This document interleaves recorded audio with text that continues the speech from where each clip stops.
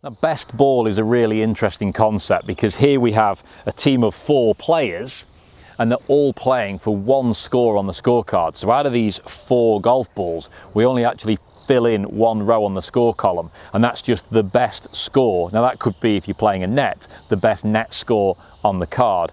So if this guy makes a 7, this guy makes a 7, this guy makes a 7, but he saves the team with a 3, then the 3 goes on the scorecard, and these guys' scores just effectively go in the bin. We don't worry about them.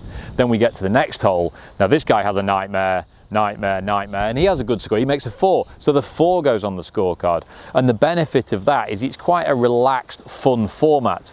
Each person in the team is willing the rest of the team to do well. So we're not playing against each other, we're playing together. And we're sort of fighting to try and get our name on the scoreboard because we want to sort of score as many times as we can and help our team out as many times as we can by having super low scores.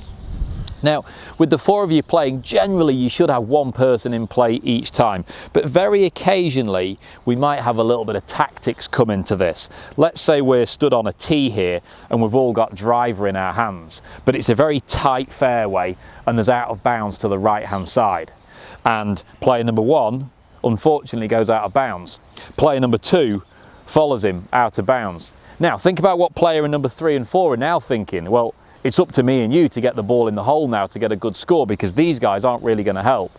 So do player number 3 and 4 change their tactics? Now, potentially they should. They should say, well, I'm just going to hit a 3-wood down the middle to try and keep it safe.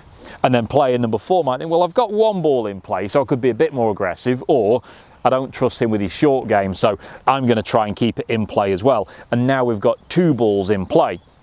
Likewise, when we get near the green, if this guy carves one out there into the pond, this guy's now feeling the pressure because he's been let down by his teammates so far. So rather than being aggressive and going right for the flag, he thinks, well, I'm just going to play safe to the middle of the green and then I can putt, make my 4, and 3 very relieved teammates give him all a big high five and say, thank you very much for getting us out of the mire there because we were having a bad hole, but your 4 goes on the scorecard.